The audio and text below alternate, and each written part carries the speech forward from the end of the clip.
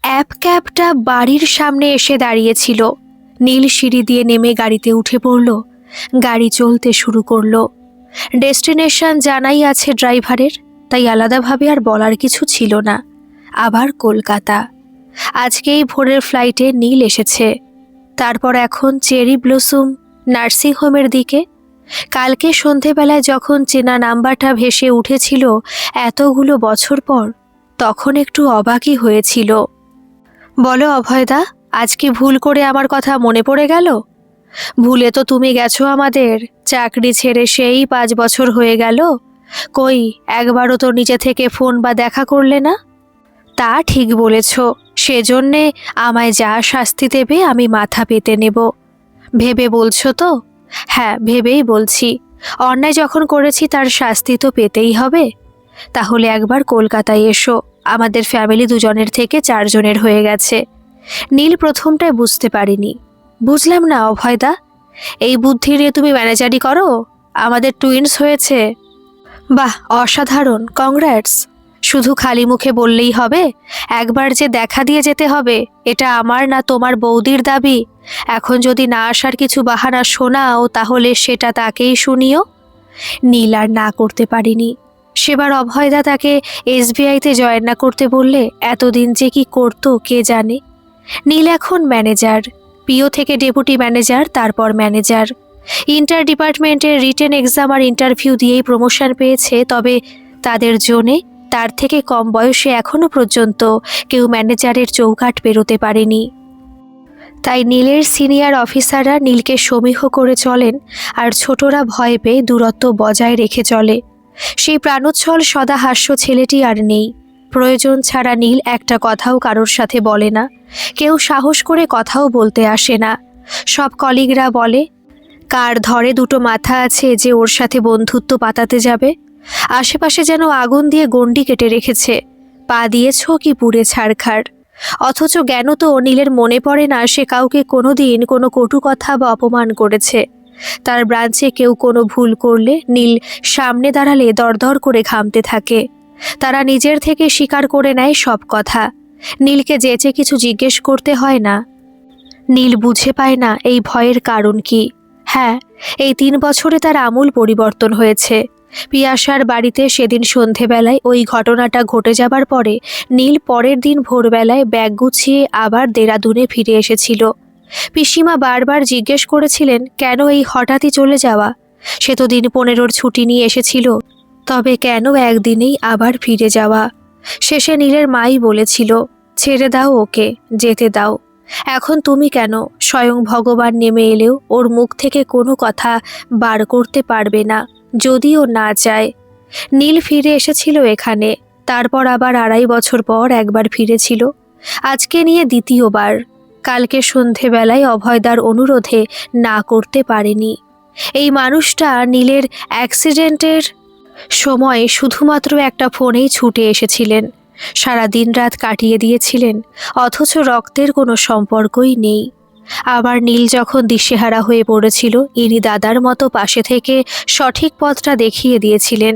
তাই মন গড়া কোনো কাহিনী না দিয়ে নীল সরাসরি বলেছিল সে আসবে। তাই সকালেই ফ্লাইট ধরে কলকাতা, তারপর এখানে। দাদা, আমরা পৌঁছে গেছি। ড্রাইভারের ডাকে নীলের সম্বিত ফিরল। ও সরি, আমি বুঝতে পারিনি। গাড়ি ছেড়ে দিয়ে নীল মেইন বিল্ডিংটার সামনে দাঁড়ালো। চেরি ব্লসম নার্সিংহোম, অদ্ভুত নাম। নীল করিডোর দিয়ে ভিতরে গেল। রিসেপশনিস্টের কাছ থেকে মেটারনিটি ওয়ার্ডের জায়গাটা জেনে নিল 3 তলাতে। নীল সেখানে পৌঁছে দেখল বেশ অনেকগুলোই বেড, সবই সদ্যজাত। থেকে থেকে কান্না ভেসে আসছে। এখন মনে হয় ভিজিটিং আওয়ার্স। প্রত্যেকটা বেডের সামনেই লোকের ভিড়। নীল একবার এদিক ওদিক উকি মারতে মারতে শেষে ওদের দেখা পেল। বেডে শুয়ে আছে বৌদি, মাথার কাছে অভয়দা। নীলকে দেখতে পেয়ে দুজনেই চমকে গেছে। নীল আসবে বলেছিল, রাতারাতি আসবে সেটা বলেনি। নীল তুমি? আমি তো ভাবতেই পারছি না আমার একটা ফোনে তুমি এত দূর চলে আসবে। আমরা তো ধরেই নিয়েছিলাম তুমি আমাদের মন রাখার জন্য হ্যাঁ বলেছিলে। এই তো তোমাদের মিথ্যে প্রমাণ করে দিলাম, বলে নীল বাচ্চাদের দিকে একটু এগিয়ে গেল। তোয়ালে দিয়ে দুজনকে মুড়ে রেখেছে, শুধু নিষ্পাপ মুখ দুটো বার করা। নীল একবার ওদের বাবা মার দিকে ফিরতেই তাদের চোখ জলজল করছে আনন্দে, সুখে। নীল মনে মনে বলল, তোমরা সারা জীবন এরকমই থেকো। এবার নিজের পকেট থেকে দুটো ছোট ছোট বাক্স বার করে অভয়দার হাতে দিল। এসব আবার কি? ওদের কাকার তরফ থেকে ছোট্ট উপহার। কিন্তু কেন? না, আমি এসব নিতে পারবো না। নিতে তো হবেই, না হলে কিন্তু এখনই অভিমান করে চলে যাব, আর কোনো দিন আসবো না। অভয়দা পাচন খাবার মতো মুখ করে বৌদির দিকে দেখল। বৌদি নেবার অনুমতি দিল। নিয়ে নাও, আমার ভাইটি অনেক আশা করে এনেছে তাদের ভাইপো ভাইজির জন্য, না নিলে ওকে অপমান করা হবে। একদম ঠিক বলেছ। আমারও কি ভাগ্য দেখো, তোমার সাথে দুবার আমার দেখা, আর দুবারই হসপিটালে। সেদিন তুমি শুয়েছিলে, আজ আমি। তিনজনেই অল্প অল্প হাসল। তাতে কি হয়েছে? সেই দর্শন আর এই দর্শনে আকাশ পাতাল তফাত। এরপর কিছু কুশল বিনিময়ের পর নীল আর অভয়দা দুজনেই বেরিয়ে এলো। ভিজিটিং আওয়ার্স শেষ। তুমি কি বাড়ি যাবে, না এখান থেকে আবার চলে যাবে? না না, বাড়ি যাব, কয়েকটা কাজ বাকি পড়ে আছে, সেগুলো মিটিয়ে তারপর যাব। আচ্ছা, আমাকে এখন এখানে থাকতে হবে কিছুক্ষণ। ডক্টর চেক আপে আসবেন, তাই যদি কিছু প্রয়োজন হয় আর কি। তুমি কিন্তু কলকাতা ছাড়ার আগে অবশ্যই একবার দেখা করে যেও। হ্যাঁ হ্যাঁ, দেখা করে যাব। নীল অভয়দাকে ওয়ার্ডের বাইরে রেখে এগোতে থাকলো। দোতলায় নামার পর বুঝলো এদিকটা দিয়ে সে আসেনি, এটা অন্য দিক। নাও, এবার সাইনবোর্ড খুঁজে খুঁজে বেরোতে হবে। কিন্তু ভাগ্য প্রসন্ন ছিল মনে হয়, ফাঁকা করিডোরে একজনকে পেয়ে গেল। এই যে দাদা, মেইন এক্সিটটা কোন দিকে একটু। সুদীপ্ত, তুমি এখানে? সুদীপ্ত প্রথম দিকটায় ধরতে পারেনি, পরে চিনতে পারলো। নীল, তুমি এখানে কি করছো? আমার এক পরিচিত দাদার ছেলে হয়েছে, তাই দেখা করতে এসেছিলাম। কিন্তু তুমি এই নার্সিংহোমে? কারোর কিছু হয়েছে? হ্যাঁ, না মানে সেরকম কিছু নয়। তুমি কি এতদিন কলকাতাতেই ছিলে? না, আজ সকালবেলায় এলাম। কিন্তু তুমি এখানে আসার কারণটা তো বললে না। সুদীপ্ত কিছুক্ষণ এপাশ ওপাশ চাইল। নীল স্পষ্টই বুঝতে পারল সুদীপ্ত যথেষ্ট চিন্তাগ্রস্ত হয়ে আছে। চেহারায় রাত জাগার ছাপ, আর তাছাড়াও শরীরে অযত্নের ছাপ। কি হলো সুদীপ্ত, চুপ করে রইলে কেন? তাহলে কি পিয়াসার কিছু? নীলকে মাঝপথেই থামিয়ে দিয়ে ও বলল, তোমার হাতে কি সময় আছে? হ্যাঁ আছে। তাহলে চলো বাইরেই যাই।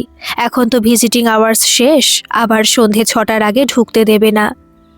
তার মানে নিশ্চয়ই কেউ এখানে ভর্তি আছে। নীলের মনের মধ্যে একটা দুশ্চিন্তা ঘুরপাক খেতে থাকলো। বারবার সে সুদীপ্তর দিকে দেখতে লাগলো। বছর 3 আগে যে ব্যবহারটা সুদীপ্ত করেছিল, তাতে সত্যি নীল কষ্ট পেয়েছিল। কিন্তু তার থেকেও বেশি পেয়েছিল পিয়াসার শেষ কয়েকটা কথায়। কিন্তু সেসব চিন্তাভাবনা নীল সরিয়ে রাখলো। এখন সুদীপ্তর কাছ থেকে সমস্ত ব্যাপারটা না শোনা পর্যন্ত অস্বস্তি বোধটা কাটছে না। ওরা নার্সিংহোমের কম্পাউন্ড থেকে বেরিয়ে বাদিকে রাস্তা ধরল। দুজনেই পাশে পাশে হাঁটছে, কারোর মুখে কোনো কথা নেই। নীল অপেক্ষা করছে সুদীপ্ত কখন শুরু করবে, আর সুদীপ্ত হয়তো মনে মনে ভাবছে কোথা থেকে শুরু করবে। সুদীপ্ত একটা সিগারেট নিল। নীলকে জিজ্ঞাসা করায় সে নাতেই উত্তর দিল। রাস্তা ছেড়ে ওরা দুজন একটা পার্কের দিকে এগিয়ে গেল। একটা বেঞ্চিতে দুজনে বসলো। রাস্তা থেকে এই পার্কটা বেশ ভিতরেই, তাই মেন রোডের গাড়ির কোলাহল তেমন করে পাওয়া যাচ্ছে না। সামনেই একটা ছোট্ট পুকুর মতো আছে। এখন পার্কটা প্রায় ফাঁকাই বলা চলে। এদিকে ওদিকে ছড়িয়ে ছিটিয়ে কয়েকজন গল্প করছে, কেউ বা আবার একটু গড়িয়ে নিচ্ছে। সুদীপ্ত বেশ লম্বা লম্বা কয়েকটা টান মেরে প্রাথমিক উত্তেজনা বোধটাকে কিছুটা দমন করলো। প্রথমেই তোমার কাছে আমি ক্ষমা চেয়ে নিচ্ছি। নীল অবাক হয়ে গেছিল এটা শুনে। ক্ষমা? কিসের ক্ষমা? 3 বছর আগে সেই সন্ধেবেলায় তোমার সাথে, মানে তোমাদেরকে যা বলেছিলাম, তাতে আমার। থাক না সেসব কথা। থাকবে না, আমাকে আমার দোষ স্বীকার করার সুযোগটা দাও। শাস্তি যা পাবার আমি পেয়েছি। মানে কি বলতে চাইছো তুমি? চিন্তা নেই, আজ শুরু যখন করেছি তোমাকে আমি সব বলবো। সেদিন সন্ধেবেলায় আমি ড্রিঙ্ক করে ফিরেছিলাম, কারণ কোম্পানি সেদিন আমায় স্যাক করেছিল। কিছুক্ষণ থেমে একটা ঢোক গিলে সুদীপ্ত আবার শুরু করলো। কোম্পানিতে প্রথম বছরটা আমার বেশ ভালোই কেটেছিল, খুব নামকরা কোম্পানি। মার্কেটে বেশ ভালোই গুডউইল, ঠিকঠাক কাজ করলে প্রমোশন পাওয়া কোনো ব্যাপার ছিল না। কিন্তু একটা জায়গায় বাদ সাধলো, বছর খানেকের মধ্যেই আমি অল্প অল্প বুঝলাম কোম্পানির কোথাও একটা গলদ আছে। বেশ কিছু ফান্ডের টাকা ব্যক্তিগত লাভের জন্য ব্যবহার করা হচ্ছে। আরও কিছুদিনের মধ্যে বুঝতে পারি কে বা কারা এর পিছনে রয়েছে। কোম্পানির জেনারেল মিটিংয়ে এই নিয়ে শেয়ার হোল্ডাররা প্রশ্ন করা সত্ত্বেও আমি চুপ ছিলাম। তাদের পরিচয় জানা ছিল আমার, কিন্তু তবুও আমি না করি, কারণ যারা এতে জড়িত ছিল তারা আমার উপরের তলায়। তাদের হাতেই আমার প্রমোশনের চাবিকাঠি। ভাবলাম এতে হয়তো তাদের গুডবুকে আমার নাম উঠবে। ভাবতাম আমার তো আর টাকা নয়, যাচ্ছে তো শেয়ার হোল্ডারদের টাকা, আমার আর কি। কিন্তু সব কিছুরই শেষ থাকে। শেয়ার হোল্ডার্স কমিটি কেস করলো এবং মজার বিষয় কি জানো, সমস্ত তহবিলের টাকার তছরূপের দায় আমার উপর এসে পড়লো। তুমি চলে যাবার পরের দিন পুলিশ আমায় বাড়ি থেকে অ্যারেস্ট করলো। পিয়াসা অনেকবার চেষ্টা করেছিল তোমার সাথে কন্ট্যাক্ট করার, কিন্তু তোমায় ফোনে পাইনি। নীলের মনে পড়ল সেদিন পিয়াসার বাড়ি থেকে ফিরে আসার পর নীল সব সিম কার্ড ভেঙে ফেলে সমস্ত সোশ্যাল মিডিয়ার অ্যাকাউন্ট ডিলিট করে দেয়, যাতে কোনোভাবেই যোগাযোগ না থাকে। আর পরের দিন তো ভোরবেলাতেই বাড়ি ছেড়ে চলে যায়। নীল দাঁত দিয়ে ঠোঁট কামড়ে ধরল, মুখে কিছু বলল না। সুদীপ্ত বলে চলল, শেষে কাউকে পাশে না পেয়ে ও একাই উকিল, পুলিশ, থানা করে আমায় বেল দিয়ে ছাড়িয়ে আনলো। কিন্তু কোর্টে কেস ঠুকেছিল ওরা আমার নামে। পিয়াসাকে সব বলায় ও বলল আমার এতে দোষ আছে, তাতে কোনো সন্দেহ নেই, কিন্তু টাকা তো আমি চুরি করিনি, তাহলে অযথা সেই দায় নেব কেন? আমি সব রকম আশা ছেড়েই দিয়েছিলাম। ও একাই সব করেছে। উকিলের চেম্বারে ছোটাছুটি থেকে শুরু করে কোর্টে হিয়ারিংয়ের ডেটে, সময়ে অসময়ে থানায় যাওয়া, কোনো কিছুই বাদ দেয়নি। টানা 8 মাস কেস চলেছিল। পিয়াসা ওই প্রেগনেন্ট অবস্থাতেই সব করেছিল। ওর দাদা রাস্তায় দেখে ওকে চিনতেই অস্বীকার করলো। একজন চোরের স্ত্রীর সাথে তাদের যোগাযোগ নেই। এমনকি ও যে স্কুলে পড়াতো সেখানে অ্যাডমিনিস্ট্রেটিভ বোর্ড বলে দিল আমার ব্যাকগ্রাউন্ডের জন্য ওদের স্কুলের স্টুডেন্টদের উপর ব্যাড ইনফ্লুয়েন্স পড়বে, তাই ওকে ইস্তফা দিতে বাধ্য করলো। ও মুখ বুজে শুধু আমার কথা ভেবে, আমাদের কথা ভেবে চুপ করে সব অন্যায় সহ্য করে গেছে। যাই হোক, কোর্ট থেকে আবার ইনভেস্টিগেশনের অর্ডার দিল। এবার আসল দোষীটা ধরা পড়ল। কিন্তু ততদিনে আমাদের যা ক্ষতি হবার হয়ে গেছে। আমাদের মেয়ে ততদিনে এসে গেছে। আমি চাকরির খোঁজে গেলাম বটে, কিন্তু আমার অতীত, আমার কেরিয়ার ততদিনে নষ্ট হয়ে গেছে। পিয়াসা অনেক চেষ্টা করে একটা প্রাইভেট স্কুলে জব পেয়েছে, আবার বিকেলে একটা ইভিনিং কলেজে পার্ট টাইম লেকচার দিত। ওই দুধের শিশুকে সকালে খাইয়ে ঘুম পাড়িয়ে সেই যে বেরিয়ে যেত, তারপর বাড়ি আসতো প্রায় রাত 10টা। তারপর কোনো দিন খেত, আবার খেত না, মেয়েকে খাইয়ে শুয়ে পড়তো। আমি কিন্তু একদিনের জন্য এগিয়ে গিয়ে একটি বারের জন্য ওকে সাহায্য করিনি। সারাদিনের শেষে একটি বারের জন্য ওকে জিজ্ঞেস করিনি আজ খেয়েছো কিনা। ও কিন্তু শত কাজের মধ্যেও আমাকে ফোন করে জিজ্ঞেস করতো আমি খেয়েছি কিনা। আর আমি মাত্রাতিরিক্ত ড্রিঙ্ক করা শুরু করলাম। কখনো কখনো খেতাম, এবার রোজ খাওয়া শুরু হলো। বাইরে খেতাম আগে, তারপর ও রোজগারেই বাড়িতে বসে ড্রিঙ্ক করতাম। বাড়িতে সারাদিন মেয়েকে দেখার জন্য একটা গভর্নেন্স থাকতো। তোমার কাছে আমি কিছু অস্বীকার করব না, বার কয়েক আমি তার সামনে পিয়াসার গায়ে হাত তুলেছি। ও কিন্তু একটি বারের জন্য মুখে কিছু বলেনি। রোজ আমার মনে বিশ্বাস জোগাতো আবার সব আগের মতো ঠিক হয়ে যাবে।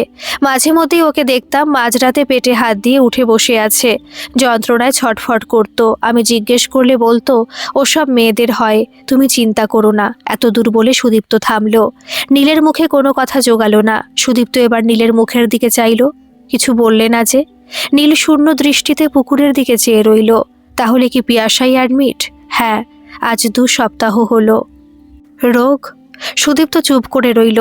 বলল, সেই দিন আমি বাড়িতে ড্রিঙ্ক করছিলাম। পিয়াসা ঘরে এলো, মুখ যন্ত্রণায় নীল হয়ে গেছে। বিকেলবেলা ছিল বলে মেয়েটাকে নিয়ে একটু বাইরে গেছিল ওর গভর্নেন্স। আমি যথারীতি নির্বিকার। ও শেষে থাকতে না পেরে আমাকে কয়েকটা পেন কিলার কিনে আনতে বলল। বাড়িতে একটাও ওষুধ ছিল না। যথারীতি আমার মেজাজ খারাপ হয়ে গেল। চেঁচিয়ে বললাম, তোমার পয়সায় খাচ্ছি বলে কি তোমার সমস্ত ফরমাস খাটতে হবে? ও আমায় আর জিজ্ঞেস করলো না, নিজেই কিনবে বলে যেতে গেছিল, কিন্তু বেশি দূর যাওয়া হলো না। ঘরের বাইরেই ও অজ্ঞান হয়ে পড়ে গেল। আমি কিন্তু তার পরেও যাইনি। আমি তখন মদে মত্ত। ও ওই রকম অবস্থায় 1/2 ঘন্টার মতো পড়েছিল। কাজের মেয়েটা বাড়ি ফিরে চিৎকার করলো। আমি উঠে দেখতে গেলাম। মেয়েটি নিজেই পাড়ার ডক্টরকে ডেকে আনলো। উনি দেখে গম্ভীরভাবে বললেন, আমি যেটা ভাবছি সেটা যদি ঠিক হয় তাহলে ব্যাপার খুব সিরিয়াস। এখনই অ্যাডমিট করুন। আর তারপর কি?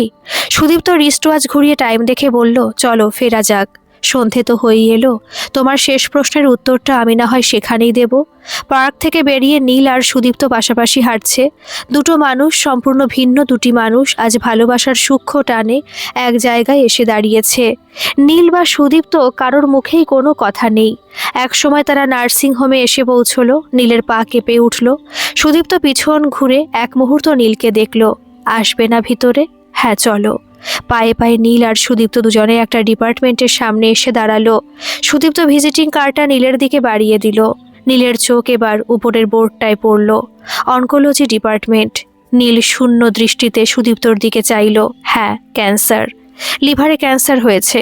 যাও ভিতরে যাও, দেখা করে আসো। সন্ধেবেলা তেমন কড়া ওষুধ দেয় না, তাই হয়তো কথা বললেও বলতে পারে। যাও। নীল দেওয়ালটা ধরে নিজেকে সামলালো। তারপর দরজা ঠেলে ভিতরে গেল। ঘরে 3জন পেশেন্ট আছে। নীল আস্তে আস্তে শেষের বেডটার সামনে এসে দাঁড়িয়ে পড়ল। পিয়াসা ঘুমাচ্ছে। নীল টুলটা টেনে বেডের কাছে বসলো। পিয়াসার দিকে এক দৃষ্টিতে চেয়ে রইল। হালকা নিঃশ্বাস, বুক ওঠানামা করছে। নীল আস্তে করে পিয়াসার কানের সামনে গিয়ে বলল, মাই ডিয়ার ওয়াটসন। পিয়াসা চোখ খুলে নীলের দিকে ফিরল। কয়েক সেকেন্ড নিষ্পলকভাবে চেয়ে রইল নীলের দিকে। চোখের পাশ থেকে টপ করে জল গড়িয়ে পড়ছে। ছি সোনা, তোমায় না কতবার বলেছি একদম কাঁদবে না তুমি। পিয়াসা আস্তে আস্তে হয়তো কিছু বলার চেষ্টা করলো। নীলর মুখের কাছে কান নিয়ে গেল। এতদিনে বুঝি তোর অভিমান পড়ল? নীলের চোখ আবছা হয়ে গেল। না, একদম কাঁদা যাবে না। কি করব বলো? তুমি যে আমায় তোমার ক্লাস থেকে বের করে দিলে। ভয় লাগতো যদি আবার কিছু ভুল করে বসি তাহলে পিঠে গুম গুম দেবেন, তাই ভয়ে আপনার সামনে আসিনি। পিয়াসা একটা ফ্যাকাশে হাসি হাসলো। কি করব বল? আমার সামনে তোকে কেউ অপমান করবে আর আমি সেটা দাঁড়িয়ে দাঁড়িয়ে দেখব?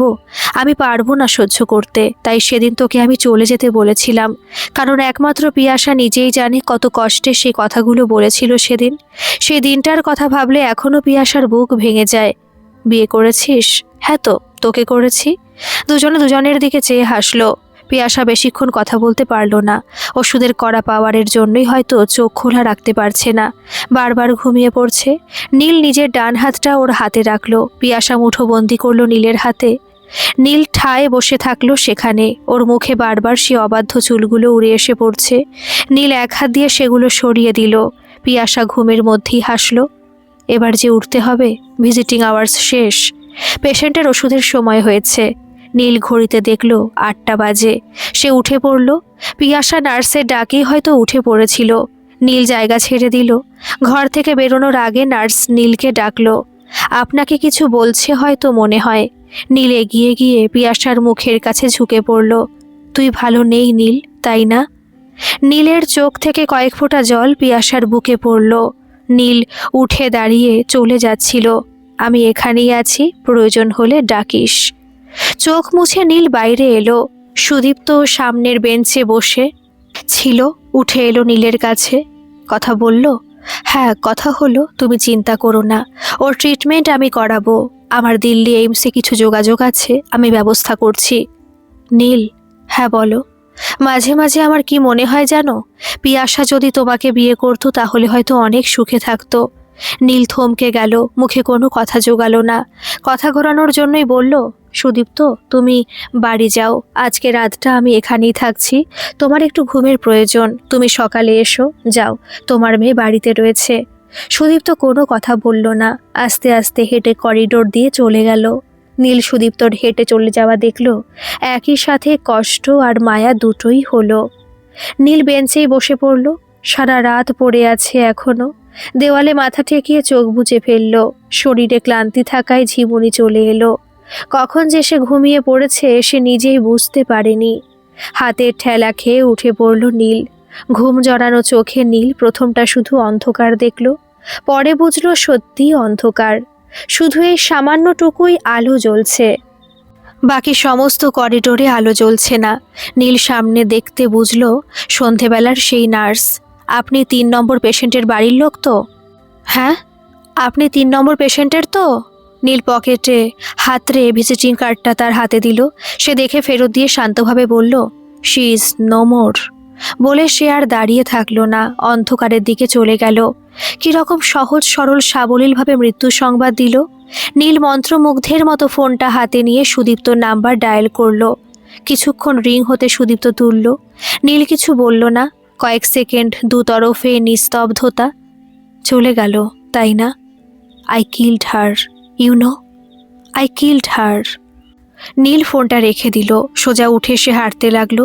একে একে সিঁড়ি, তারপর কম্পাউন্ড, তারপর রাস্তায় চলতে লাগলো।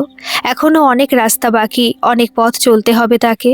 ভোরের আলো আস্তে আস্তে ফুটছে, পরিষ্কার হচ্ছে চারপাশ আস্তে আস্তে। আকাশে অল্প অল্প মেঘ জমেছে, কয়েক ফোঁটা ঠান্ডা জল এসে পড়ল তার হাতে মুখে। নীল বিড়বিড় করে বলল, কাঁদছিস? কাঁদ, অন্তত আমার দুঃখে কেউ তো কাঁদছে। বাড়ি পৌঁছে নীল পকেট থেকে চাবি নিয়ে ঘর খুলল। ঘরের সব ফার্নিচার সাদা কাপড়ে ঢাকা। 6 মাস আগে মা মারা গেছে, পিসি আবার বর্ধমানে ফিরে গেছে। নীল ফিরে আসায় উনি হাত জোড় করে বলেছিলেন, আমায় ছেড়ে দে বাবা, আমি ফিরে যাই। নীল আর আটকায়নি। এবার কলকাতায় আসার পর একটা কারণ ছিল, এই যে সে ঠিক করেছে এই বাড়ি সে বিক্রি করে দেবে। ব্রোকার কয়েকজন খদ্দের জোগাড় করেই রেখেছে, নীল চাইলেই তাদেরকে নিয়ে আসবে। নীল চুপচাপ এগিয়ে গেল ঘরের দিকে। ঘরের টেবিল চেয়ার ছাড়াও বাকি সব আসবাবপত্রে হালকা ধুলোর আস্তরণ পড়ে রয়েছে। নেই, কেউ নেই। বাড়ি ফিরলে আজ দিন কেমন গেল জিজ্ঞেস করার কেউ নেই। খাবার ঠান্ডা হয়ে যাচ্ছে বলে ধমক দেবার কেউ নেই। শরীর খারাপ হলে মাথায় হাত বুলিয়ে স্নেহভরা স্পর্শে শরীর কতটা ভালো জিজ্ঞেস করার কেউ নেই। রাতে দেরি করে ফিরলে দুশ্চিন্তা নিয়ে বসে থাকার কেউ নেই। নীল ধপ করে ধুলো ভর্তি মেঝেতে বসে পড়ল। টপ টপ করে পড়ছে জল। নীল আটকানোর চেষ্টা করল না, করেও কোনো লাভ নেই। ভালোবাসার শেষ টানটাও বুঝি আজ ছিঁড়ে গেল। ব্রোকার একজন খরিদ্দার নিয়ে এসেছে। একজন না বলে দুজন বলা যায়। একটা নবদম্পতি।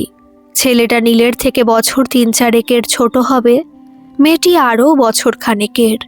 মেয়েটির বাড়িটি খুব পছন্দ হয়েছে, প্রায় উড়ে উড়েই ঘুরে বেড়াচ্ছে ঘরগুলোতে। ছেলেটিকে ডেকে ডেকে দেখাচ্ছে, এখানে এইটা রাখা হবে, পর্দার ডিজাইনটা কেমন হবে, ঘরের দেওয়ালে কি রং মানাবে। আর ছেলেটা হেসে হেসে তার সঙ্গ দিচ্ছে। মাঝে মাঝে একদম ঠিক বলেছ, উফ অসাধারণ হবে। নীল দরজার এক কোণে দাঁড়িয়ে সব লক্ষ্য করছিল। আজ থেকে প্রায় 4 দশক আগে এই রকমই একটা ছোট্ট সংসার দিয়ে এই ঘরের যাত্রা শুরু হয়েছিল। আজ আবার হচ্ছে, হয়তো ভবিষ্যতে আরও হবে। নীল এই কদিনে ঘরের সব ফার্নিচার কিছু বিক্রি করেছে, কিছু দান করে দিয়েছে। আবার বইগুলো সব পাড়া লাইব্রেরিতে দান করে দিয়েছে। সারা ঘর এখন খা খা করছে। আমাদের এই বাড়িটি খুব পছন্দ হয়েছে। আর আমি তো ভাবতেই পারছি না কলকাতার বুকে এত কম দামে আমরা এত সুন্দর একটা বাড়ি পাবো। আমার স্ত্রীর খুব পছন্দ হয়েছে। আমরা খুব শীঘ্রই এই বাড়িতে আসতে চাই। তোমরা চাইলে আজ থেকেও থাকতে পারো। আমি তো আজকেই কলকাতা ছেড়ে চলে যাচ্ছি, তো তোমরা যদি রাজি হও। মেয়েটি পিছন থেকে লাফিয়ে বলল, হ্যাঁ হ্যাঁ, আমরা আজ থেকেই থাকবো। আমি নিজের হাতে কিন্তু প্রত্যেকটা জিনিস সাজাবো। আমাদের ছোট্ট সুখের সংসার বলে নিজেই লজ্জায় রাঙা হয়ে গেল। ছেলেটা কানে কানে কিছু বলতে মেয়েটা ধ্যাত অসভ্য কোথাকার বলে দৌড়ে ঘরের ভিতরে চলে গেল। আর কি দাদা, ওই যে উপর মহলে আইন পাশ করে গেছে, এখন আমার আজ শুধু পালন করা। কয়েক মিনিটের মধ্যে কাগজে সই সাবুত হয়ে গেল। নেট ব্যাংকিংয়ের মাধ্যমে টাকাও ট্রান্সফার হয়ে গেল। নীল ছেলেটির হাতে চাবিটা ধরিয়ে দিয়ে বাইরে চলে এলো। বিকেলের ফ্লাইটে নীল ফিরে যাবে, তার আগে একবার সুদীপ্তর সাথে দেখা করে নেওয়া দরকার। সেদিন সেই নার্সিংহোম থেকে ফেরার পর আর ওইদিকে যায়নি। আজ একবার শেষ দেখাটা দিয়ে যাবে। পিয়াসার ফ্ল্যাটের দরজায় হাত রাখতে গিয়ে মনে পড়ল সেই কথাটা, আর যদি কোনোদিন আমার সাথে যোগাযোগ করার চেষ্টা করিস তো আমার মরা মুখ দেখবি। কথাটা যে এত নির্মমভাবে সত্য হবে নীল বুঝতে পারিনি। দরজায় হালকা ধাক্কা মারতে গিয়ে দরজা খুলে গেল। ভেজানোই ছিল। নীল একবার ভিতরে উকি মেরে সুদীপ্তর নাম ধরে ডাকলো, কোনো সাড়া নেই। নীল ভিতরে এলো। ঠিক 3 বছর আগে যেমনটা দেখে গেছিল আজকেও তেমনই রয়েছে। এখনই যেন শুনতে পাবে পিয়াসা রান্নাঘর থেকে বলছে, আমার হাতটা আটকা পড়ে গেছে, এখানে এসে বলে যা কি বলবি। নীল এদিক ওদিক চাইতেই সুদীপ্তকে দেখতে পেল ডাইনিং টেবিলে নীলের দিকে পিঠ করে বসে। সামনে কোনো বই বা ওই জাতীয় কিছু খোলা। নীলের ডাক তাহলে শুনতে পায়নি মনে হয়। নীল এগিয়ে গেল সেদিকে।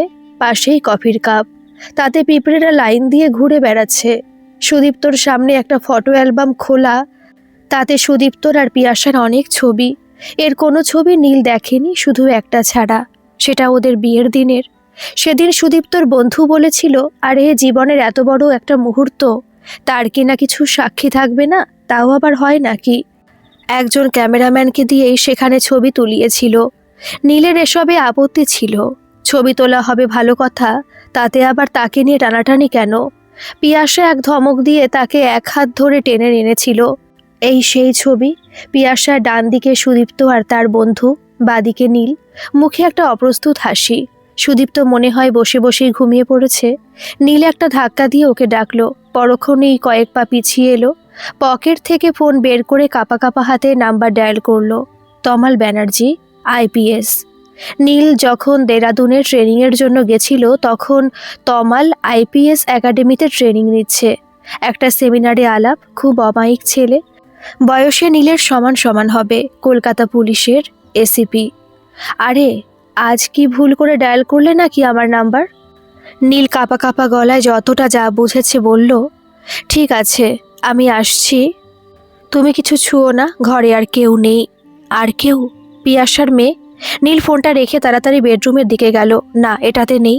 পাশের ঘরে ঢুকতে বুকের ভিতরে ধক ধকটা বাড়তে লাগলো। ছোট্ট ফুটফুটে মেয়েটা শুয়ে আছে। নীল আস্তে আস্তে তার পাশে বসলো। ছোট্ট বুকটা ঘন ঘন ওঠানামা করছে। এই প্রথম সে দেখলো পিয়াসার মেয়েকে। মুখে অল্প হলেও মায়ের চেহারার আদল আছে। এক পাশে ফিরে শুয়ে আছে, এক মাথা ঘন চুল, অবাধ্য চুলগুলো সেই মুখের উপর এসে পড়ছে। নীল আলতোভাবে মুখের উপর থেকে সরিয়ে দিল চুলগুলো। ঘুমের মধ্যেই তার মুখে হাসি ফুটল। কত আর বয়স হবে? বড়জোর 2 বছর বা তার একটু বেশি। নিচে সাইরেনের আওয়াজ বেজে উঠল আর মেয়েও উঠে পড়ল। বিছানায় উঠে বসে পড়ল সে। নীলের দিকে একদৃষ্টে চেয়ে আছে, হয়তো চেনার চেষ্টা করছে এই মানুষটিকে। বাব্বা! নীল কয়েক মুহূর্তের জন্য চমকে উঠল। সুদীপ্তকে খুঁজছে। নীল হাত বাড়িয়ে তাকে কোলে তুলে নিল। নরম তুলতুলে শরীরটার গরম ওম তাকে যেন কত চেনা স্মৃতি ফিরিয়ে দিল। অদ্ভুত ব্যাপার, মেয়ে কিন্তু একবারের জন্য কাঁদল না, যেন এই কোল তার বহুদিনের চেনা। সে নীলের কাঁধে নিজের মাথা রেখে চুপচাপ শুয়ে রইল। নীল তাকে নিয়ে ডাইনিংয়ের দিকে এলো। ততক্ষণে তমাল ঘরে ঢুকেছে। তার পিছনে পিছনে 2-3 জন পুলিশ, সম্ভবত লোকাল থানার। তমাল কয়েক মুহূর্ত থমকালো নীলের কোলে বাচ্চা দেখে। এটা ওর মেয়ে। ওর মা বাবা দুজনকেই আমি চিনি। তাহলে এর মা ক্যান্সার, দিন 15 আগে ও আইসি বলে সুদীপ্তর দিকে এগিয়ে গেল। প্রথমে হাত, তারপর গলার কাছে হাত দিয়ে দেখে বলল, no sign of pulse, I guess he died long ago. Tamal police অফিসারের দিকে দেখে বলল, ডক্টর বাকিটা আর বলতে হবে না। এরা তটস্থ হয়ে দাঁড়িয়েই ছিল। হ্যাঁ স্যার, আপনি কিচ্ছু চিন্তা করবেন না, আমরা সব দেখে নিচ্ছি। মিনিট 10 মধ্যে ডক্টর এসে চেক করে ডেথ সার্টিফিকেট ইস্যু করে দিয়ে গেল।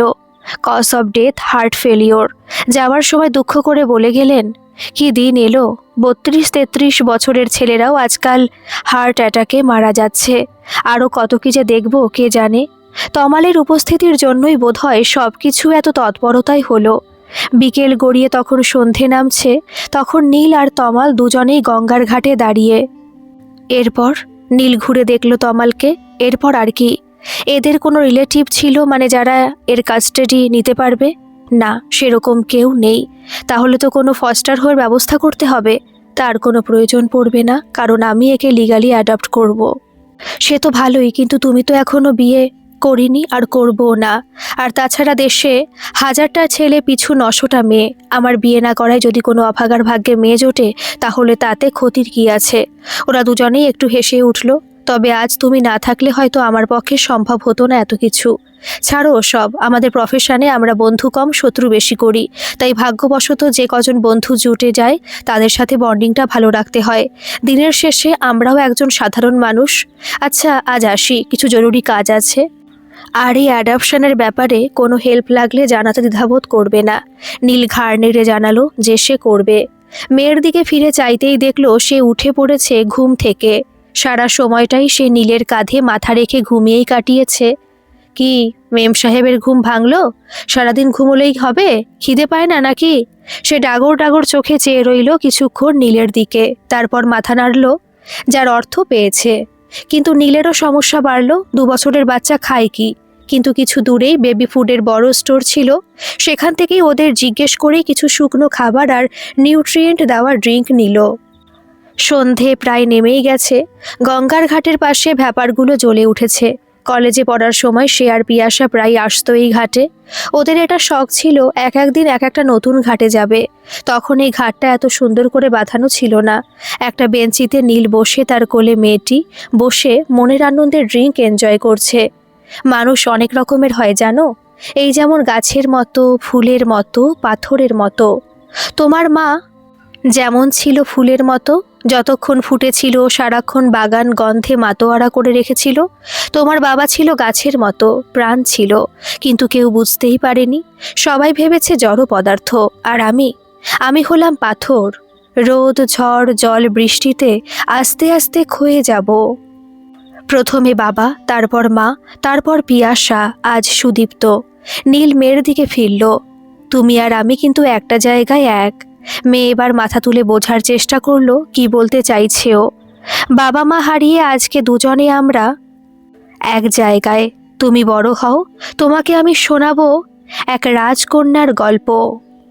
তার প্রেমের, তার স্বপ্নের, তার ছোট্ট সুখের সংসারের, তার জেদের, নিজের ভালোবাসাকে বাঁচানোর লড়াইয়ের গল্প। তুমি শুনবে তো?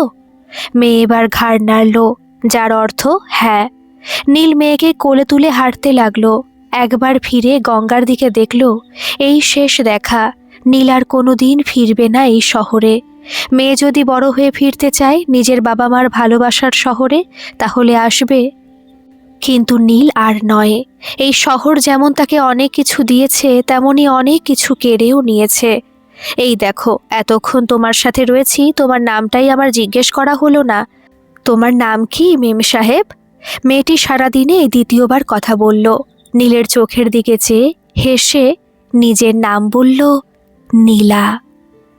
গল্পটি কেমন লাগলো অবশ্যই কিন্তু কমেন্ট করে জানাবেন। আর ভালো লাগলে একটা সাবস্ক্রাইব করে আমার পাশে থাকবেন। ধন্যবাদ।